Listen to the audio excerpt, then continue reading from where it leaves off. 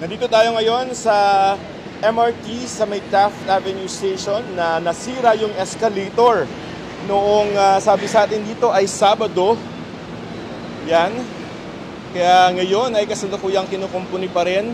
Kaya yung mga dadaan, papasok, sasakay ng MRT sa halip na mag-escalator, pababa, ay mag-stairs muna sila doon sa